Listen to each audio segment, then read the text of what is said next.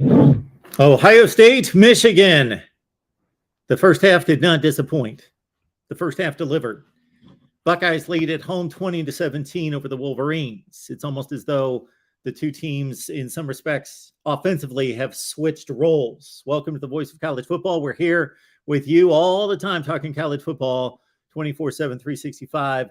Best discussion, debate, and analysis. Please subscribe right here at the Voice of College Football, whether you're watching on the Michigan channel, the Ohio State channel, or on the main channel. I will take your comments and questions. We'll be here for the 15-minute duration of halftime. Ohio State, Michigan. Georgia Tech also playing. Bulldogs being challenged a bit, and Clemson, South Carolina in a good one. But let's get to this one. All right out of the gate, here are my impressions, and then again, I will take your comments and questions. Blake Corum, obviously not well. He's not played since the first or second series of the game. He got a couple carries. He moved the ball, but the blocking wasn't there, and he wasn't able to take the kind of cuts that he needed to. I didn't necessarily see, because of the lack of opportunities, both in terms of number of carries nor the running room and space, that he couldn't cut, but he obviously walked to the sideline and he didn't look right. So Blake Corum, non-factor, not playing in this game. Donovan Edwards, on the other hand, playing in this game and getting the bulk of carries for Michigan. But he's got two big casts on his hands, especially on one of the hands. And he's an integral part of the passing attack for Michigan. Had a huge game last season against Maryland in the passing game. And ever since then, he has shown us, Donovan Edwards, to be a proficient pass receiver out of the backfield. But that's limited, if not completely off the table, of course, with the cast on the hands. C.J. Stokes carrying the ball for Michigan as well.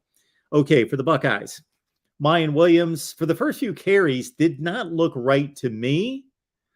What basically I saw was glancing tackles, just basically defenders just getting a small piece of Mayan Williams was bringing him down. He didn't look like the powerful Mayan Williams that we've seen from the past when he's completely healthy. So I don't think he's quite right. But once the adrenaline got going, once he got into the game, he started to look better. And of course, Ohio State on that first drive, the play design, the concepts were exquisite.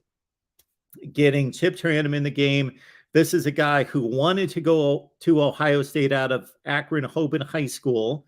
He opted for Arizona State because he wanted to play running back, and Ohio State had him pinned as a linebacker. He went to Arizona State, had 2 productive years as a running back at Arizona State, transfers to Ohio State because he sees his future as a linebacker in the NFL, most likely. But the Buckeyes have 2 running backs get hurt in Mayan Williams and Travion Henderson in the past month. They switch Chip Tranum to running back. He's basically the 4th-string running back and has not received any touches this season. I believe 1 is the total. And look at what he's doing in the first half. He is the featured back. We all expected, I believe, most of us, that if Mayan Williams would not be the featured back and would not be able to carry the load, that, of course, Dallin Hayden, being the back who saved Ohio State on the ground last week with 147 yards rushing at Maryland, would be the back. And Dallin Hayden has not been on the field. It's been Chip Tranum for Ohio State. If you would have presented this number in the first half, that Ohio State has outrushed Michigan at the last I saw, 120-5. Ohio State with 120 rushing yards, Michigan with 5. You would think that the Buckeyes were blowing Michigan out. That's why I say they've switched roles. Ohio State stout against the run, but also obviously Corum not in the game, Edwards limited. So Michigan compromised rushing the football. Ohio State, though, playing lights out defensively. The linebackers are crashing. The run fits are excellent. The defensive front is stout against what might be the best offensive line in the nation, or at least the best running offensive line, rushing offensive line in all of college football.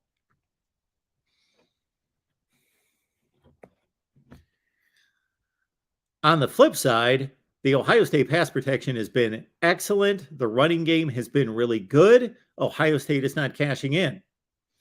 Based on what I've seen through one half, Ohio State looks like the better football team. They are winning down to down to down to down. However, what's going on? failures in the red zone, missing throws, missing connections, miscommunications. Basically, that's what it's been. And it's been good coverage by Michigan in the red zone. Jalen Harrell, in particular, on a curious fourth down decision to Cade Stover, in which Cade Stover was the target. And Cade Stover is a tremendous tight end. He's got an NFL future, but he's not the guy that you expect that's going to reach, stretch outside of his body. You got to put it on him to catch the football, and it was not a catchable ball for Cade Stover on Jalen Harrell, and Ohio State got stopped on a 4th and 2. Ohio State has obviously also kicked 2 field goals, so Noah Ruggles has come through. Jake Moody, we know on the other side, is money as a field goal kicker, so both teams appear to be in great shape, and the weather's perfect to kick the football. So the kicking game, if it comes down to a kick, you would have to say you've got complete confidence in Moody, and you've got nearly that much confidence in Noah Ruggles as well. And again, the offensive line for Ohio State has been stellar, excluding a couple false start penalties. They have moved Michigan off the football, and they have pass protected lights out. There's only been a couple plays. Mozzie Smith had one in particular in which he rushed Stroud on a 3rd down that got Michigan off the field. That was huge because the Buckeyes were in plus territory. Mozzie Smith with a great bull rush up the middle that got Michigan off the field. So through one quarter of play, basically, Ohio State was controlling the game. They were the dominant team. They were controlling the game. However, missed opportunities in the red zone made it a 10-3 game. And then the game turned from a scoring standpoint and from a pace, from the standpoint of pace, the game changed in one play. And that was Michigan's got 3rd and long. J.J. McCarthy, to this point in the game, was misfiring. He was playing a decent game, but he had missed on some throws. He had definitely, especially when you compare him to Stroud, no comparison between the accuracy of the 2 quarterbacks in tight coverage. However, 10-3 Buckeyes, they bring the house. They had 2 excellent plays against the run, 1 a tackle for loss. JT Tuimoloau is dominating on his side. Tommy Eichenberg filling, and Ohio State had 2 tremendous plays against the run. So it was 3rd and long, and the Buckeyes bring the blitz. Jim Knowles brings it. Did you see the shots of Jim Knowles up in the box? You usually see, whether it's the offensive staff or the defensive staff, 2 or 3 guys with the offensive or defensive coordinator in the box. Jim Knowles by himself, clear the room. The man's calling the defense, and he called a blitz. And Ohio State was coming, and J.J. McCarthy threw right in the teeth of that blitz and got it to Cornelius Johnson, and Cam Brown missed the tackle. Cam Brown whiffed on the tackle, and you can't have that. The defensive backs have to tackle in space when you bring the blitz. And J.J. McCarthy, to his credit, with a lot of scarlet and gray and raised arms right in his face, delivered to Johnson. Johnson takes it to the house on the missed tackle, the whiff on the outside, and that changed the game. It was a slow developing game. It was a game in which Ohio State was completing a ton of passes, but mostly underneath, not cashing in the red zone. Credit Michigan's defense for the most part. Also some missed connections by the Buckeyes, but a 10-3 game, and then the game changed. Cornelius Johnson takes that to the house, and it's 10-10. Buckeyes come down and kick a field goal. They hit a long play to Marvin Harrison down inside the 25-yard line. Again, they misconnect. They can't get it done on 3rd down, and Michigan gets basically the stop. Buckeyes go up 13-10 on the field goal, and then Cornelius Johnson, bam, again. Did you see him turn the defensive back? And I'd have to go back to see who that was. I don't believe it was Cam Brown or Denzel Burke. He twisted that DB into the ground. Tremendous cut to the outside and then to the post. And Cornelius Johnson to the house on the 75-yard play. And suddenly, Ohio State statistically dominating the game, moving the ball up and down the field, getting stops on defense, get burned by 2 plays. Michigan hits on the big plays. Ohio State, to that point, not hitting on the big plays, surgically moving the ball down the field, running the ball. Michigan can't run can't hit any intermediate throws, but they hit the two huge plays, and Cornelius Johnson accounts for the offense, and suddenly Michigan leads this game 17-13. Wow. First 17 offensive plays for the Maize and Blue, 49 yards. That's less than 3 yards per play. You should average about 6.5 yards per play. Michigan, less than 3 yards per play, first 17 plays. Then Cornelius Johnson for 69 yards on the missed tackle in the teeth of the blitz, 75 up top, and Michigan leads. Rod Moore had a tremendous pass breakup that was key on Emeka Egbuka that got Michigan's defense off the field there. But the Buckeyes turned it back over, and they finally hit on the big play. Marvin Harrison Jr., we saw him drop a pass, reportedly his first drop of the season in 99 targets. First drop pass of the season. That was key. That stopped an Ohio State drive. But on the next series, bam, up top, Marvin Harrison on Jamon Green. Buckeyes take the lead 20-17. And then pretty much after that, what we saw was Michigan gets the ball back, and Ohio State's defense was stout. 3rd and short. Donovan Edwards almost got the first down the previous play, but on the 3rd and short play with Mullings in the backfield, Ohio State, the rush defense has been exceptional. And I know Blake Corum's absence obviously is a huge factor in that. Donovan Edwards compromised, huge factor in that, but they're not moving anybody out of the way. So Ohio State under Jim Knowles, exceptional, so much better, but 2 big misses, and that's kept Michigan in the game. And then the time management by Michigan in the first half, or on the last drive of the first half, was curious. They had a timeout. They huddle after they didn't take the timeout and wasted all the time. Don't get it. They had to punt anyway. End of the first half. Let's go to you. We appreciate all of you here. Keep in mind, after the game, we will have post-game, both on the Michigan channel, on the Michigan side with our guys Des and Ray, and also with Buckeye Bob and Brandon over on the Ohio State channel for the Buckeyes look. So that's after the game. Go to the Ohio State channel for the Buckeye coverage. Go to the Michigan channel for the Maize and Blue coverage. Want to hear from all of you. Venice, heck of a game. Yes, you're in it. No doubt about that.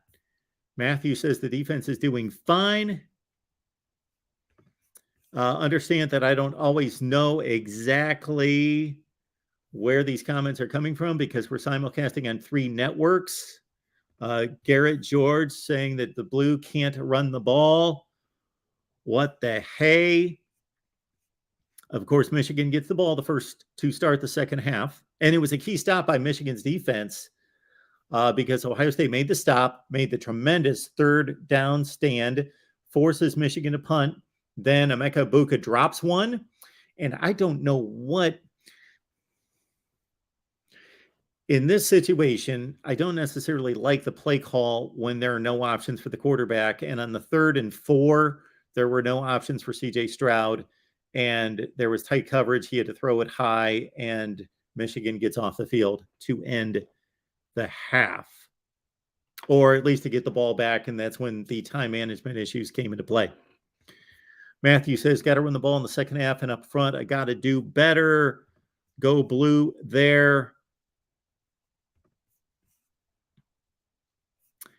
Yeah, that was the Cam Martinez play. Okay, Cam Martinez was on Cornelius Johnson and got twisted into the ground and got completely duped to the outside and then gone. Abdul, glad to see the Bucs are leading, but too many busted coverages in the OSU secondary. Basically, there's been one, and there's been a whiff on a tackle where the coverage was fine. Will's here. Jim Harbaugh did his best. Les Miles impression at the end of the half. Yes, he did. Chef says, why didn't the refs blow the whistle on McCarthy's run? Gave up our play call. Yeah, I don't know what happened there. I don't know why the play was allowed to go on that long when Ohio State had called a timeout. Mark says, worst 2-minute team in college football. Someone needs to get Harbaugh a clock. Yeah, there is no shame. These coaches, one of the reasons why they're so successful is they have so much confidence, and that's awesome. That's one of the reasons why they make it to the very highest level of football. However, you have to realize as a leader, you're not good at everything. And if you're not good at clock management, I would hire a guy. I think I'm pretty decent at clock management and game management type situations. I think I pretty much understand that and what should be done. However, in the moment, you're thinking about a bunch of other things and you got players in your face. You're trying to manage more than just the clock in the game. I would hire an expert and they would be right there with me at the end of the half, end of the game. And I'd say, you know what? I'm not too smart to need help.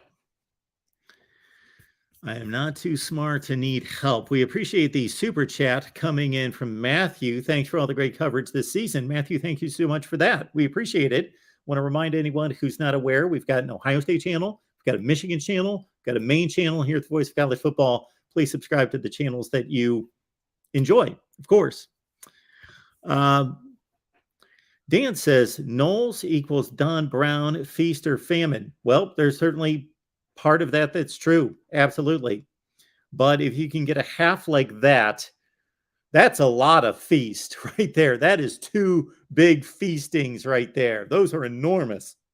69 and 75. And otherwise, what did Michigan do? They stayed in the game remarkably. If you would have shown me the halftime stats and told me what happened in regards to who did what, I would say, well, Michigan outrushed Ohio State 120-5. And between Fleming and Ibuka and Harrison, they hit those two big plays, and Ohio State is getting completely outplayed, but they've made two big pass plays to stay in this game. Nope, it's the other way around. All right. Jesse says, Mark, who do you think makes the better adjustments at half? This is an interesting question because the comment was made by Gus Johnson at the end of the first half. And based on what I know of Gus Johnson, I respect him greatly as a play-by-play announcer. And little else when it comes to football analysis, made mention that Jim Harbaugh and Ryan Day make the best halftime adjustments basically in college football.